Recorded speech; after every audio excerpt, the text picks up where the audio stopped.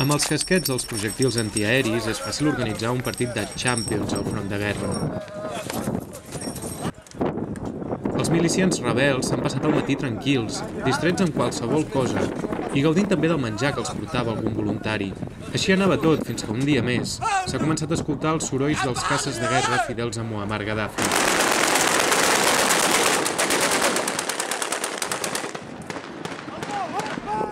En un minut, els voltants de Ras Lanuf s'han convertit en un camp de batalla inestable i desigual, amb uns homes inexperts disparant contra l'aire, contra uns avions que, mica en mica, afinen la punteria.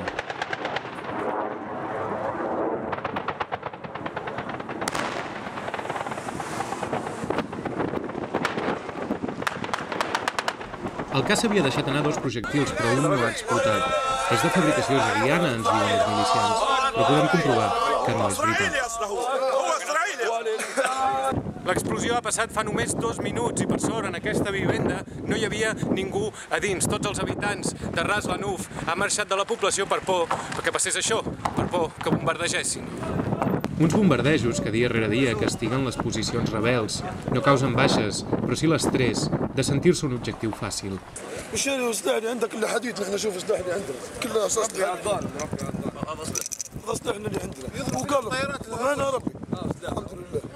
Els rebels ens demanen que expliquem al món que amb una ràpida intervenció aèria contra els caces de Gaddafi seria qüestió de dies abans no conquerissin Sirte i després Trípoli.